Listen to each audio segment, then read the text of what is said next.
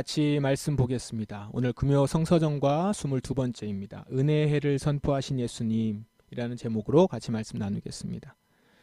오늘 신명기 본문, 오늘 성서정과 하셨습니까? 우리 신명기 본문이 면제년에 대한 규정입니다. 면제년. 이렇게 시작하죠. 여러분은 매 7년마다 빚을 면제해 주어야 하오. 이러면서 시작하는 규정입니다. 면제년은 본문에 나와 있듯이 매 7년마다 빚을 면제해 주는 규정입니다. 이 면제년에는 그 뒤에 규정을 쭉 보시면 이웃이나 형제에게 빚을 갚으라고 요구할 수 없는, 매 7년마다 이제 그런 시간을 갖는 거죠. 그러면 빚을 진 사람은 빚이 탕감되겠죠. 빚이 탕감되면서 빚을 진 사람들은 제로에서 다시 시작할 수 있는 겁니다. 빚 없이 시작할 수 있는, 너무 그렇게 빚을 탕감받은 사람들에게 있어서는 아주 자유한 그런 시간이겠죠. 면제년. 여러분, 면제년을 이렇게 본문을 보다가 여러분들이 면제년보다는 안식년이 더 좀 익숙할 텐데, 그럼 면제년하고 안식년은 어떻게 다른가 궁금하실 수도 있을 텐데요. 안식년과 면제년은 유사한 규정으로 보입니다. 안식년의 또 다른 이름이다 라고 보기도 해요. 다만 강조하는 측면이 좀 달라서 이름도 달리 부르는 거다, 이렇게 할 수 있겠죠. 그러면 어떻게 다른가?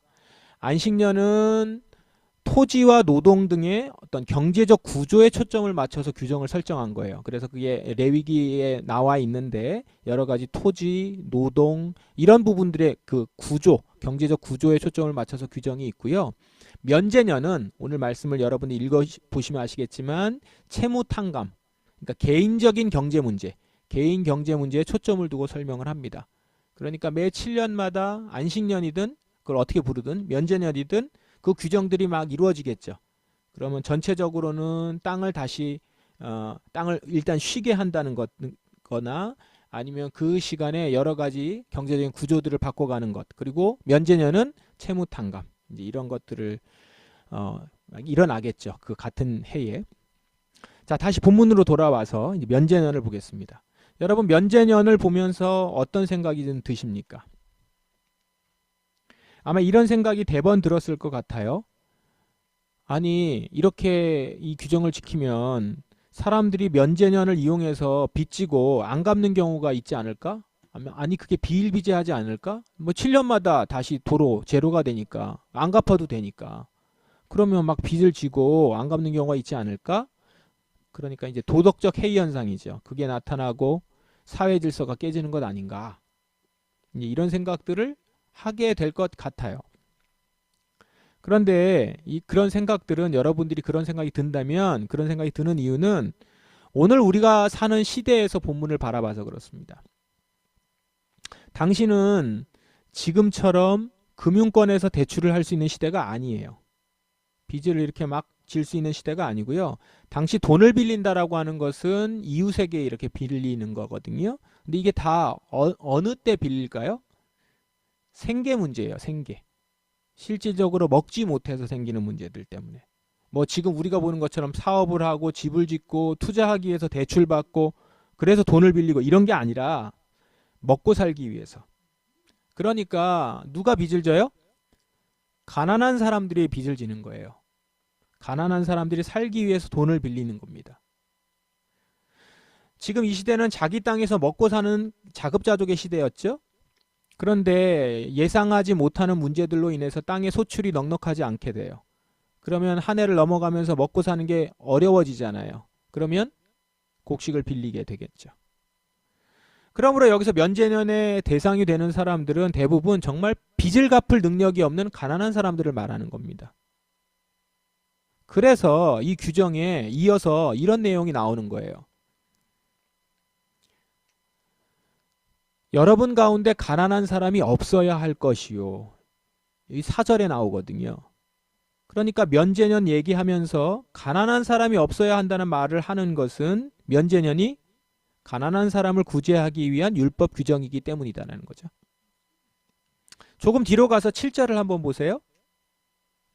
혹시 여러분의 하나님 여호와께서 여러분에게 주신 땅에 어느 마을에 가난한 사람이 있다면 그 불쌍한 형제를 매정히 대하거나 인색하게 대하지 마시오. 면제년 규정은 더 나아가서 가난한 사람에 대한 태도까지도 거론을 한단 말이에요. 가난한 사람이 없도록 노력하는 것과 동시에 아직 여전히 존재하고 있는 가난한 사람들에 대해서 매정하게, 인색하게 대해서는 안 된다. 이겁니다. 여기서 인색하게 대하는 것은 돈을 잘 빌려주지 않으려는 태도를 말하는 것이다. 이렇게 그 뒤에 나옵니다. 그 다음 구절이 바로 그에게 필요한 것은 무엇이든지 아끼지 말고 다 빌려주시오. 이렇게 돼 있거든요. 그리고 여기에서 이제 면제년에 한 가지 생길 만한 일에 대해서 사전 방지 규정이 나옵니다. 아까 우리가 생각했던 그런 규정이 아니라 좀 다른 부분이에요. 빚을 면제해주는 7년째 되는 애가 가까웠다 생각하여서 여러분의 가난한 형제에게 인색하게 굴지 마시오. 그러니까 이제 빌려주는 사람 입장에서 얘기하는 거죠. 그 사람들에게 얘기하는 겁니다. 빌려주는 입장에서 이제 면제년 때문에 분명히 돈을 못 갚을 거를 생각하게 되니까 저 상대방 사람이 안 갚아도 된다고 생각할 거라고 생각해서 안 빌려주거나 인색하게 굴지 말라는 것이죠. 그러니까 면제년은 단순히 돈을 갚고 안 갚고 이 차원을 넘어서서 무슨 문제예요? 궁극적으로 가난의 문제를 해소하려고 한다는 거예요. 가난의 문제를 해소하려는 하나님의 뜻이 담겨져 있습니다. 그리고 이 부분을요, 하나님은 그냥 해도 되고 안 하면 뭐 좀 섭섭하고 이 정도가 아니라 아주 강하게 말씀을 하고 계세요. 만약 여러분이 그에게 아무것도 해주지 않아서 그가 여러분을 원망하며 여호와께 부르짖으면 주님께서 여러분을 죄인으로 여기실 것이요. 그러니까 그 돈을 빌리려 온 사람을 인색하게 대해서 아무것도 안 해주면 그 사람이 원통하고 그래서 하나님께 저 배고파요 이러면서 부르짖으면 주님께서는 그 빌려주지 않은 사람을 죄인으로 여긴다는 거예요. 아니 다른 사람도 아니고 다른 분도 아니고 하나님이 죄인으로 여긴다. 이러면 어떻게 해요? 그 심판하시는 분이 죄인으로 여기면. 그러니까 굶어가는 사람의 처지를 돌아보지 않는 이들을 죄인이라 여기기까지 하신다. 이렇게 강하게 얘기하십니다. 자, 여러분. 이 면제년을 보시면 이 면제년의 의도가 무엇인지 보이세요? 하나님이 면제년을 시행하도록 하신 이유가 뭐라고요? 바로 그 땅에 가난이 없도록 하기 위해서다라는 겁니다. 하나님은 당신의 백성, 그 누구도 가난하게 살지 않도록 그것을 위해서 지금 말씀하시는 거예요. 그리고 보시면 하나님께서는 이스라엘 백성들에게 모든 상황을 조성하시고 분배하십니다. 가난하게 살지 않도록 각각이 자기가 먹을 수 있도록 상황을 조성하시고 땅을 분배하세요. 그런데 그럼에도 불구하고 살아가다 보면 인간의 삶이 연약하고 여러 가지 상황이 생겨서 가난한 지경에 빠질 수도 있단 말이에요. 여기에 대해서 하나님은 이것까지 고려하셔서 이제 조치를 하는 것이 면제년인 거예요. 그냥 이렇게 이제 내가 다 줬는데 가난하게 사는 건 네 책임이다 이렇게 하지 않으세요. 그 가난에서 회복될 수 있는 장치를 마련하신 겁니다. 뿐만 아니라 사회 전체가 가난한 자에 대해서 존중하는 마음으로 대할 것을 계속 격려하세요. 그리고 이거를 지켜가면 잘 지키면 큰 복을 주겠다. 이렇게 얘기하세요. 그걸 약속하시면서까지 이 법을 잘 지키도록 당부하고 또 당부를 하시는 거예요. 이거를 여러분 이렇게 천천히 하나하나 읽어보시면 하나님이 정말 이 땅에 너희들이 살아가고 있는 그 세상의 공동체에 가난한 사람이 없도록 하는 것. 야, 저기 가난한 사람이 있잖아. 저 사람을 돌봐야 돼 라고 하는 그 하나님의 사랑이 깊이 배겨져 있다는 것이죠. 그래서 여러분 이 면제년에 담긴 하나님의 마음을 좀 느끼실 수 있으면 좋겠습니다. 그런데 안타깝게도 이스라엘이 어땠죠? 이 일을 제대로 따르지 못했습니다. 역사서, 예언서 이런 것을 보면 곳곳에 이스라엘이 면제년을 제대로 지키지 않았다라는 점이 나타나죠. 예언자들이 끊임없이 고발하는 게 뭡니까? 힘 있는 자가 힘 없는 자들의 것을 강탈했다 이거예요. 이 면제년 얘기하고 완전 반대잖아요. 힘 있는 사람은 힘 없는 자를 도와줘야 되는데 힘 있는 자가 힘 없는 자의 것들을 뺏어요. 가난한 사람을 도와주려고 했건만 그들의 것을 빼앗는 악행을 저지르고 있다. 이것에 하나님이 굉장히 분노하시는 내용들이 많이 나오거든요. 그러니까 뭐죠? 면제년이 제대로 지켜지지 못한 거죠. 가난한 사람들에게 아낌없이 베풀라는 하나님의 말이 무색하게 이스라엘은 그런 모습을 보였던 겁니다. 자, 이런 점들을 보면 우리는 로마서 말씀이 생각나는 거예요. 율법은 다만 우리가 죄인이라는 사실을 깨닫게 하는 것뿐입니다. 이 말씀이 있죠. 율법은 다만 우리가 죄인이라는 사실을 깨닫게 한다. 오늘 지금 이 율법, 사실 율법은 오늘 말씀을 쭉 읽어보시면 아시겠지만 우리를 복되게 살도록 하게 주신 거예요. 그러니까 이걸 잘 지키면 복을 받는다는 거거든요. 그러니까 복되게 살도록 주신 것인데, 그리고 우리가 하나님의 마음을 느껴보자고 했죠. 하나님의 사랑이 담겨 있어요, 이 율법에는. 그런데 역사 가운데 나타난 것을 보니까 이 율법을 대하는 인간을 보니 우리 모두가 죄인이구나, 이것을 깨닫게 된다는 것이죠. 율법은 우리가 죄인이라는 사실을 깨닫게 하는 것뿐입니다. 그리고 동시에 이런 인간의 모습을 보니 필연적으로 구원자가 필요하구나 라는 걸 깨닫게 된다는 것이죠. 우리에게 예수 그리스도가 오실 수밖에 없었던 것입니다. 우리는 근본적으로 주신 율법을 지킬 수 있는 자들이 아니라는 것을 말씀을 이렇게 쭉 보면 알 수 있는 것이죠. 그 말씀을 어떻게 대했는지 그 이스라엘의 사람들을 보면요. 역사 가운데요. 달리 말해서 이건 뭐냐면 예수 그리스도가 우리에게 오셔서 주시려고 하는 건 뭐였어요? 우리가 근본적으로 주께서 주신 언약의 말씀, 이 율법을 잘 지킬 수 있는 자들이 되게 하시려고 오신 것이죠. 히브리서 말씀, 오늘 성서전과 히브리서 말씀이 바로 그 말씀입니다. 그러므로 그리스도께서 새 언약의 중보자가 되셨습니다. 이제 하나님께 부르심을 받은 자들은 하나님께서 약속하신 영원한 복을 받을 수 있게 되었습니다. 이 복이 어디 나와요? 율법을 지킬 때 나오잖아요.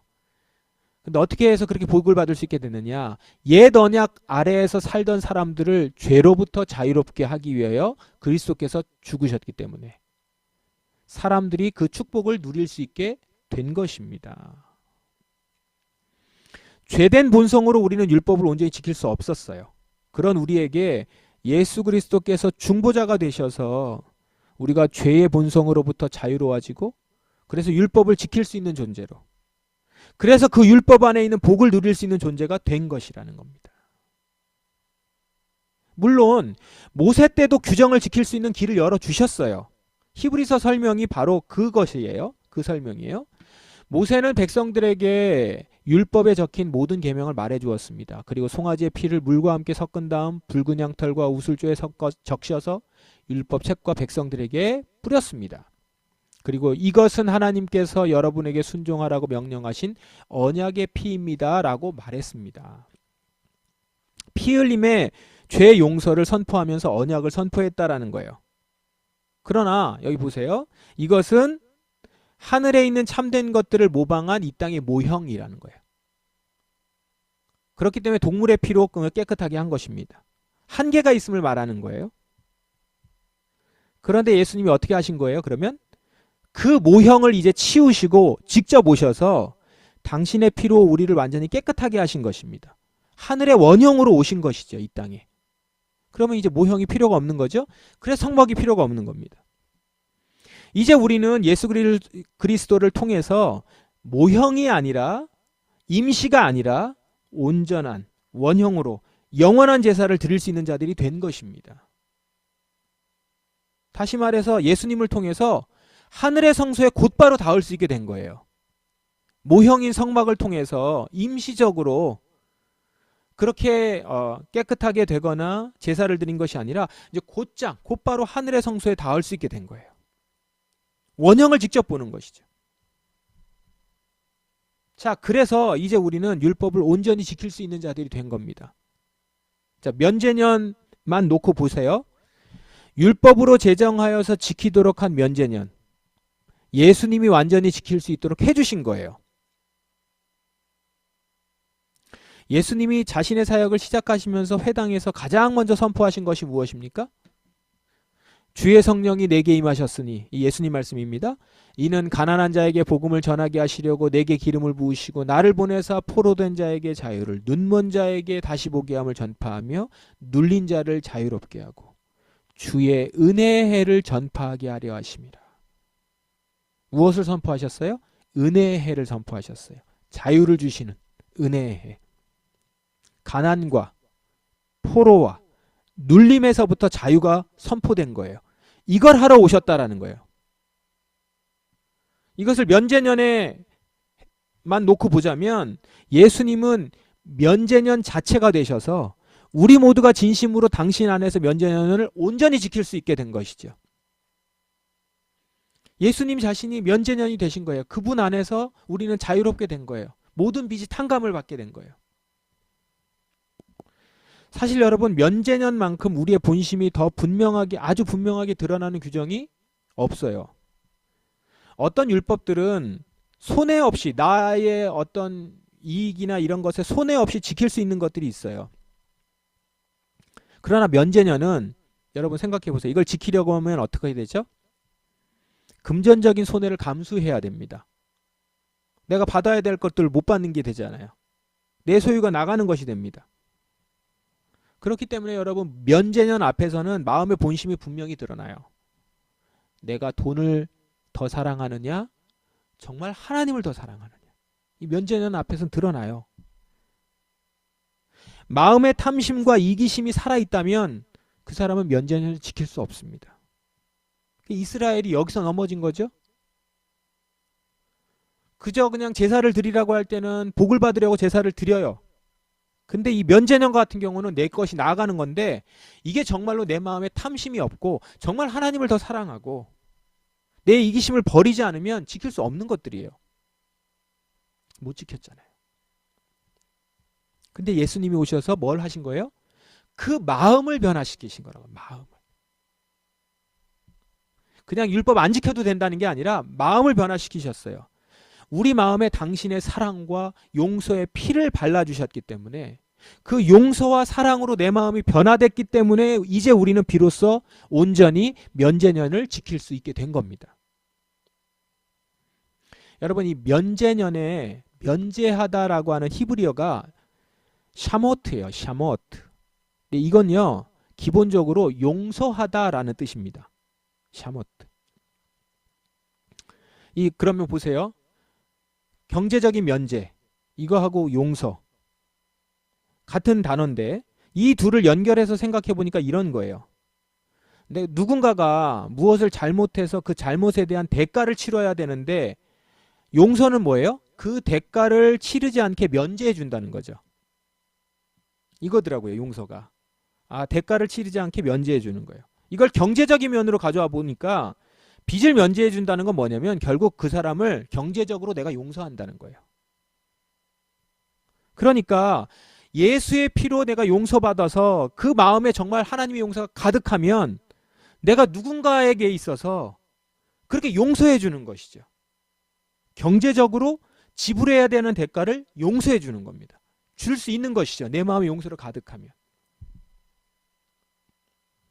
진정 나와 이웃 사이에 예수 그리스도의 은혜, 예수 그리스도의 용서, 예수 그리스도의 자유가 도래하는 거죠. 그래서 나에게만 은혜의 해가 전파된 게 아니라 우리에게 은혜의 해가 전파돼요.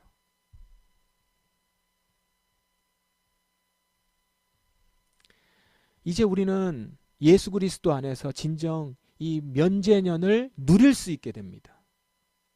지킬 수 있게 되고, 나를 통하여 면제년의 은혜가 퍼져나갈 수 있게 돼요. 용서의 그 은혜가.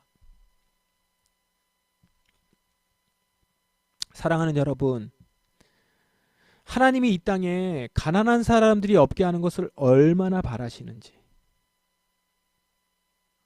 신명기의 말씀에 이스라엘 공동체에게도 말씀하셨던 거를 예수님을 보내셔서, 예수님이 오셔서 가장 먼저 회당에서 하신 얘기가 이거예요.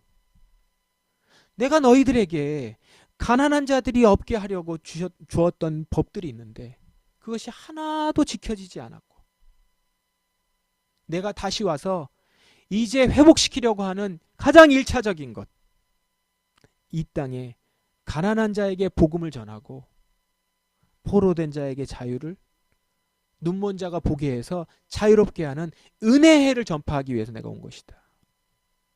예수님이 오신 정의를 이렇게 내리신단 말이에요. 얼마나 이 면제년의 은혜를 우리에게 주시려고 하는 것인지. 오늘 우리가 이 성서전과의 이 구약과 신약의 말씀을 보면서 면제년 율법 규정에 담긴 하나님의 그 뜻과 하나님의 사랑을 느껴보시길 바랍니다. 하나님이 얼마나 우리에게 은혜가 임하기를 원하시는지. 먼저는 우리가 그 용서와 은혜를 다 누리기 원하시고요. 또 우리를 통해서 그 은혜가 전파되기를 원하십니다. 이것은 그냥 영적으로, 심정적으로, 마음으로만의 용서가 뿐만 아니라 삶 자체의 용서가 나타나는 것이죠. 경제적인 용서. 그래서 개인적으로는 가난한 자들의 빚을 탕감해주는 이런 일들도 실질적으로 일어남으로 인해서 나를 통해서 어느 사람이 경제적인 자유를 맛볼 수 있게 되는 것.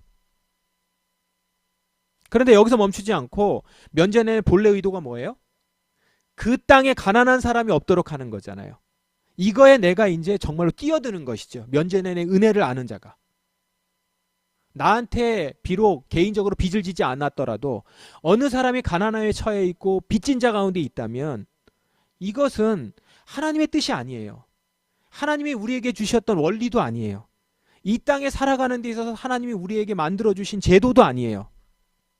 이것은 누군가가 그걸 착취했고 빼앗아갔기 때문인 것이고 제도가 어그러졌기 때문인 것이기 때문에 면제년의 은혜를 알고 하나님의 은혜를 알고 하나님이 우리에게 주셨던 뜻들을 아는 자들은 이 구조를, 이 제도를 바꿔가기 위해서 그 자리로 헌신하죠.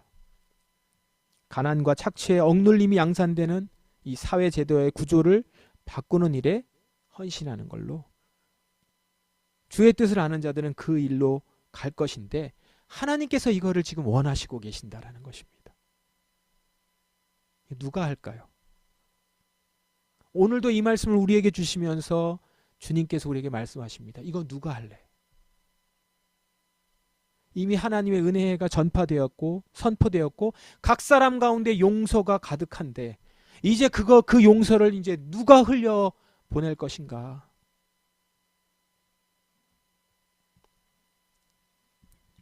오늘 저와 여러분이 그 하나님의 부르심에 응답할 수 있기를 간절히 바랍니다. 먼저는 은혜해를 선포하신 예수님의 선언에 그 가운데 자유와 은혜를 누리실 수 있기를 바라요. 그리고 여러분을 통해서 이 은혜가 이웃에게, 사회에게 전해지기를 바랍니다. 여러분을 통해서 이 땅에 예수 그리스도의 은혜가 선포되고 이웃들의 가난한 자들에게 복음이 전파되고 억눌린 자들에게 자유와 해방이 선포되는 역사가 일어나기를 주님의 이름으로 축원합니다.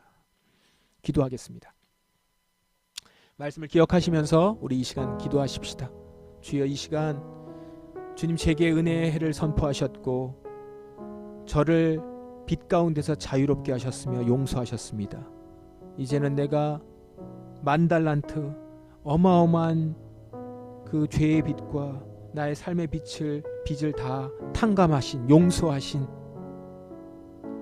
그 주님의 그 깊으신 사랑과 자유함 가운데 누리게 하시고 또한 내 마음에 가득한 예수 그리스도의 그 은혜의 그 모든 마음을 이제는 우리의 가난한 자들에게 전하는 곳으로 흘려보낼 수 있는 것으로 나아가게 하소서. 이렇게 주님 앞에 간구하며 나아가십시다.